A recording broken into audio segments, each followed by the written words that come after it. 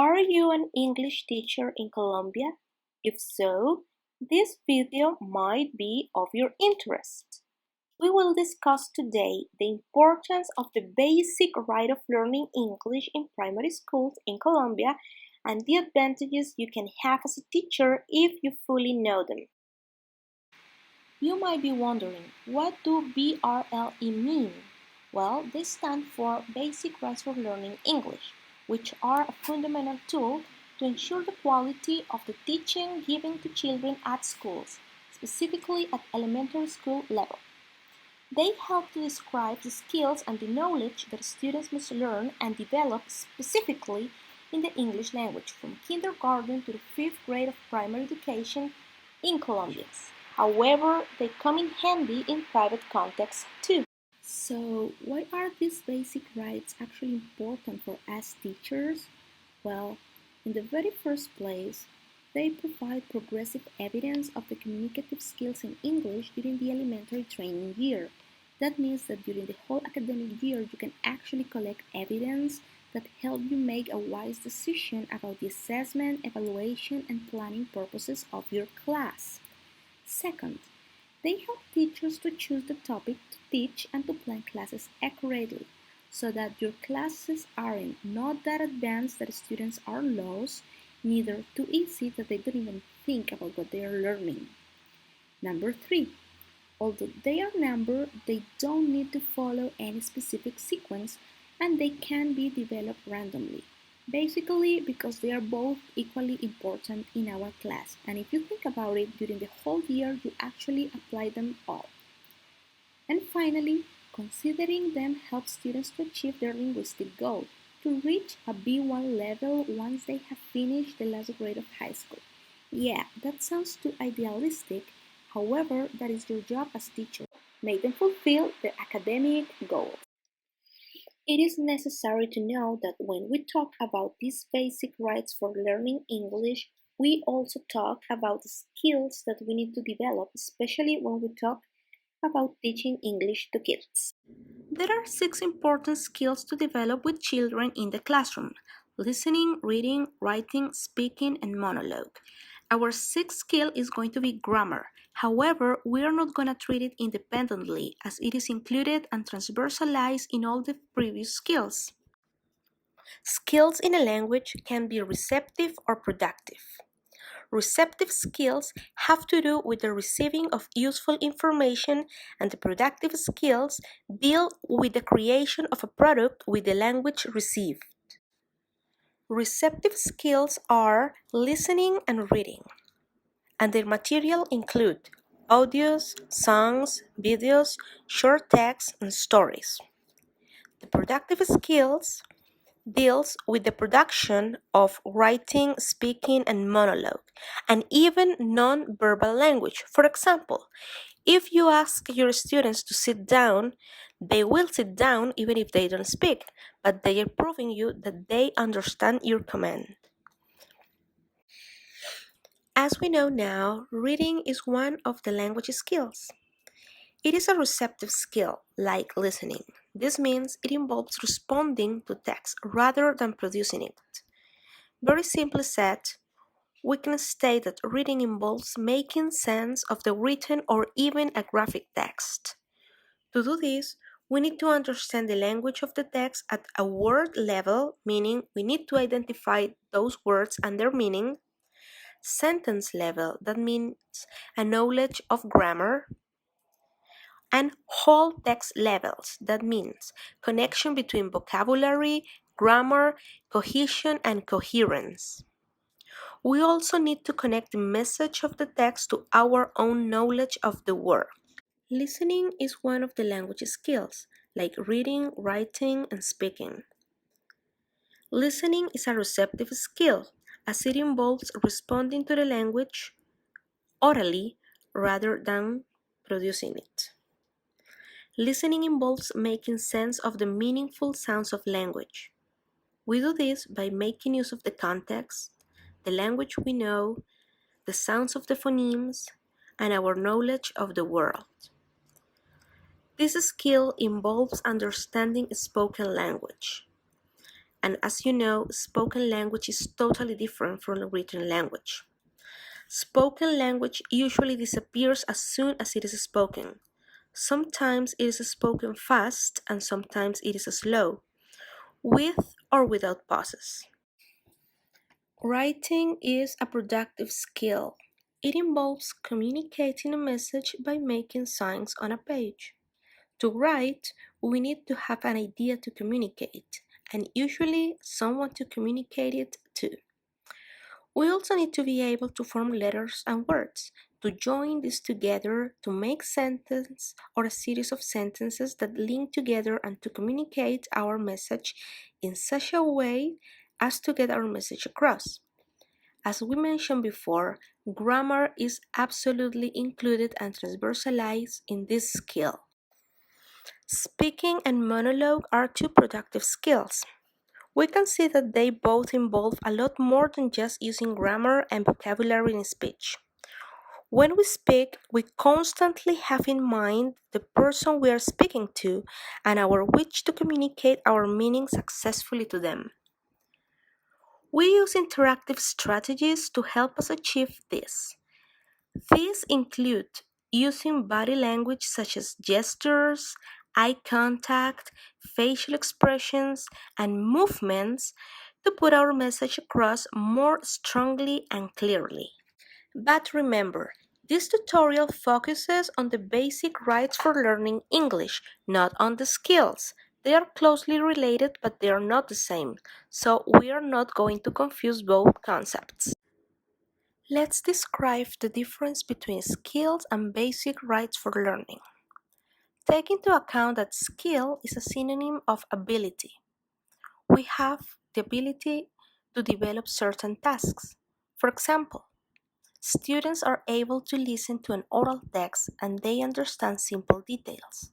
That means you as teacher make them listen an audio and then they answer some questions out of it. Students can write a 5-line text in English. They are developing the productive skill of writing. Even if the text contains errors, they are still going through the learning process, and it is okay. Students can sing a song in another language. This could be a monologue activity. Even if the activity is groupal, the process is totally individual, and it also involves musical skills. Not all students have rhythm, intonation, or talent for music. On the other hand, when we talk about the learning rights, we refer to the minimum conditions that students need to develop those skills. For example, a classroom in which they can actually learn, a teacher who knows how to teach and how to speak the language they are learning. And finally, a teacher who knows the standards and the expected results that students must have according to the academic year. That way, students can actually learn. Having said that, we are now ready to learn about the basic rights for learning English in the primary school level in Colombia. We need to know that when we work with kindergarten students, only receptive skills are going to be targeted. By this age, students are not ready to write or to speak in English, not even in their native language, Spanish. Kindergarten students have right to 4 specific things. 1. To recognize easy and basic instructions and to respond in a non-verbal manner. That means they are not expected to speak but only to start responding to commands by closing the window, by opening the book, etc. 2. To match picture with sounds and words. Again, they are not supposed to write in English, but words, flashcards, and pictures can be presented to them so they can start learning them. Number 3. To identify and to repeat classroom vocabulary, such as table, chair, board, pencil. That way, when the teacher says, go to your table, pick up your chair, students know what they are referring to. Number 4, to understand and to answer easy questions about themselves. Name, age, last name. But I would say, not necessarily to answer, but mostly to repeat.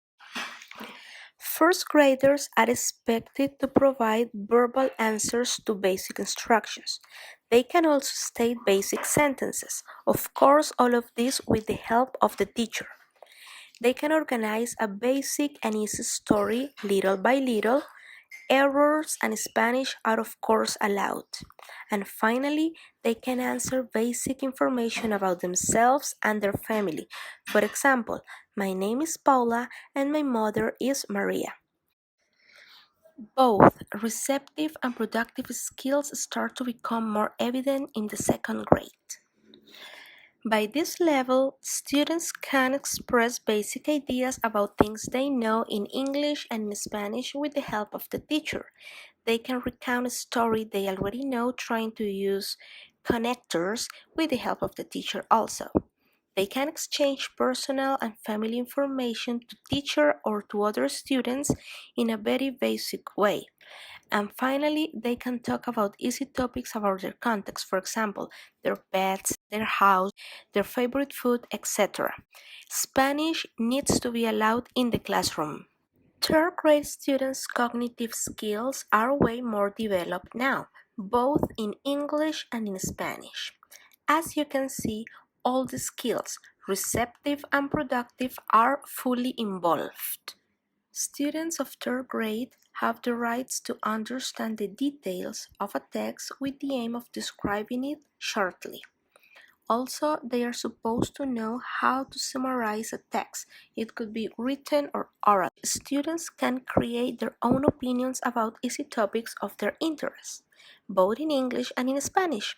We as teachers can use that in our favor. We can have them talking about things that they really like. For example, we can ask them if they prefer dogs to cats or other easy things they can talk about. The basic rights of learning related to the fourth grade are way more complex than the previous ones because by this age students have to work a little bit more autonomously and they have the cognitive skills to think harder. Fourth grade students are totally capable of understanding the general idea of a short text with more complexity than in previous grades. They are also able to highlight those important facts that are relevant to the story. Fourth grade students can talk about topics they like and also they can totally compare objects, animals, people, and places by using basic vocabulary that they already know. Additionally, they can start getting to know the relative pronouns such as who, what, when, and where. Finally, let's talk about our big guys, fifth graders. In the Colombian education system, the fifth grade corresponds to the last grade of the elementary level of schooling. Once the elementary school level is finished, students are promoted to the sixth grade, which is the first year of middle school in the Colombian education system. Rights for learning English also exist, but they are called suggested curriculum and they vary a lot. We are not going to focus on them during this video, but we might talk about them later on. The rights for learning English in the fifth grades are no different from the others in the previous levels of schooling. The only difference is the level of complexity. Students are supposed to understand more specific information about written or oral text and are able to produce the same amount of text. They can also express and exchange information about habits, routine, likes, opinions, and things they are interested in.